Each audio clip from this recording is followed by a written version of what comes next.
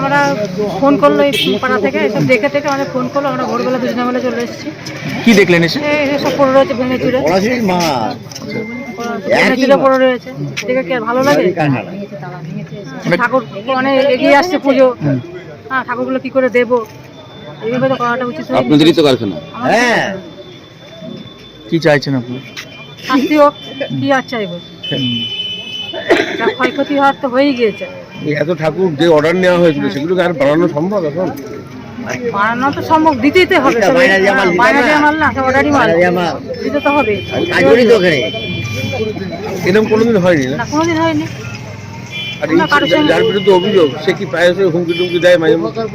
আমরা তো রাত্রে এসে কাজ করে, মাল ঝাল দিয়ে এসে ওখানে ইয়ে করে, ওরা ওদের মতো করে, আমরা ওদের মধ্যে ইয়ে করি, কথাবার্তা বলি। বহিরাগত ছেলেরা আসে না? মধ্যে ওরা ইয়ে করে, আমরা আমাদের মতো এই কিলাদেরই কেউ নাকি হয়েছিল? ভেতরের দিকে। কি নাম আপনার? নাম কি? গীতারানী দাস। শুনতে পাচ্ছি যে অমিত আর অমিতের ভাই দুজনাই নাকি ভেঙেছে ঠাকুর। তাদের বাড়ি কোথায়? আমাদের পাড়াতেই ভাই। ওটা তো কেউ দেখেনি, অনুমান করছেন? না, সিটি ক্যামেরায় দেখা যাচ্ছে। দেখা যাচ্ছে? দেখা যাচ্ছে নাকি দেখছে। ওকে দেখা যাচ্ছে? ছেলেটা কি এরকমই হ্যাঁ হ্যাঁ, ও আগাগোড়া এরকম। ও বিয়ে করে বউ তাড়িয়ে দিয়েছে, বউকে মারতে গিয়েছে, বহু কেস করে ও এরকম। টালির চালা খুলে বউকে মারতে গিয়েছিল পর্যন্ত। আচ্ছা, এরকম একটা ঘটনা মানে কিভাবে দেখছেন বিষয়টা? বিষয়টা খুবই খারাপ। আর আমাদের পাড়ায় থাকে, আমাদের ক্লাবে থাকে, আমাদের ক্লাবের একটা বদনাম। মানে এই মায়ের মূর্তি ভেঙে ফেলা, সমাজটা তাহলে কোথায় যাচ্ছে? সমাজটার এখানে যদি কোনো মুসলিম বাড়ি থাকতো তাহলে হিন্দু মুসলিমে বেঁধে যেত, সমস্যাটা একটা বিশাল বড় জায়গায় চলে যেত। ওকে মদ খাওয়ার জন্য এইরকম মাথায় আসে? আসলে ওরা এরকমই মদ খাক আর না খাক। ওর সঙ্গে কালকে কি একাই ছিল বলে মনে হয়? এত কিছু একা একা করতে পারবে নাকি আরো? ওরা দুই ভাই করেছে, যা ক্যামেরায় দেখা যাচ্ছে। দুই ভাই এরকম?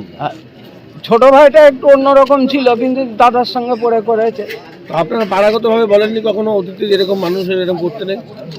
এই ধরনের কাজ তো করিনি, অন্য অন্য কাজ করে বেড়ায়। আর আমাদের পাড়ার ছেলেপেলেরা ওই ধরনের না যে মারামারি করবে কি কিছু করবে, যে যার সমস্ত কাজকর্ম নিয়ে সেই থাকে। আপনারা কি চান এখন এই ঘটনার পরিপ্রেক্ষিতে? আমরা যা চাই প্রশাসন দেখুক আর পাবলিকের হাতে তুলে দিলে মেয়েরা হাত পা ভেঙে দিক, যাতে এরকম আর না করতে পারে। কি নাম আপনার? স্বপন দেব না। কোথায় বাড়ি আপনার? আমার এই পাড়াতেই বাড়ি। আপনি কাউন্সিলর, আর এদিকে আপনার 5 নম্বর ওয়ার্ডে যার বিরুদ্ধে অভিযোগ, কি বলবেন? ঘটনাটা খুবই অমানবিক। যারাই বা এর সঙ্গে যুক্ত থাকে খুব বাজে কাজ।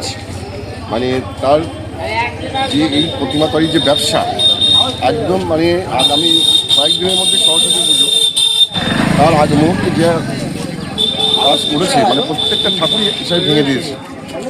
এবং কারো টাকার সঙ্গে শত্রুতা থাকতে পারে, কিন্তু এই ধরনের ব্যবসায় ক্ষতি করা বা এইভাবে ঠাকুর ভেঙে দেওয়া এটা খুব অনামানিক কাজ। এবং যারা এর সঙ্গে যুক্ত থাকুক প্রশাসনকে বলবো উপযুক্ত ব্যবস্থা নেই। যার বিরুদ্ধে অভিযোগ উঠছে অমিত দে, সে আপনার ওয়ার্ডেরই। এই ধরনের দুষ্কর্ম আগে কখনো আপনি শোনা আছে বা জানা আছে? এই ধরনের এই যে কাজটা করছে, এই ধরনের কাজ আগে করেনি, কিন্তু তো ড্রিঙ্কিং করে এটা জানি, কিন্তু এই প্রথম এই ধরনের একটা বাজে কাজ। বলছে নাকি তার সঙ্গে বহিরাগত অনেকেই আসে মাঝে মধ্যে পাড়ায়, এরকম পরিবেশ নষ্ট করে। এটা শুনেছেন কখনো? না, সেটা তো আমি তো কাউন্সিলর হিসাবে আমার কাছে কেউ এই ব্যাপারে অভিযোগ করেনি, বলে অবশ্যই ব্যবস্থা নেওয়া হতো। পুলিশ প্রশাসন তো এসছে, কি দাবি রাখবেন তাদের কাছে? যে কাজ হয়েছে পুলিশ প্রশাসনের কাছে অবশ্যই দাবি রাখছি যথাযথ ব্যবস্থা নেওয়ার জন্য তদন্ত করে, এবং আমি দাবি দায়ী থাকে আমার মনে হয় এই ইনার তো এত বড় ক্ষতি হলো, কিন্তু তার তো কোনো লাভ হলো না, ভেঙে তো আর আলটিমেট কিছু লাভ হলো না। কি উদ্দেশ্যে করতে পারে বলে মনে হয়? টাকা পয়সা চাওয়া বা অন্য কিছু হতে পারে? এটা আমি ঠিক বুঝতে পারছি না, তবে ঘটনার সূত্র থেকে ঘটেছে ঘটনা। তবে যার ক্ষতি হলো তার সাংঘাতিক ক্ষতি হয়েছে, এবং সম্পূর্ণ তদন্তভারটা প্রশাসনের হাতে। প্রশাসন তো অবশ্যই দেখবে ক্ষতি, এবং আর্থিক দিক থেকে এই ব্যবসায়ী খুব ক্ষতি হলো। এই বিষয়টাও আমাদের সবাইকে ভাবতে হবে, দেখতে হবে। আপনার নাম? আমার নাম প্রভাত বিশ্বাস, কাউন্সিলর 5 নম্বর ওয়ার্ড। আর পাশের উনি দাঁড়িয়ে রয়েছেন, উনি 6 নম্বর ওয়ার্ডের কাউন্সিলর অরুণ বসা।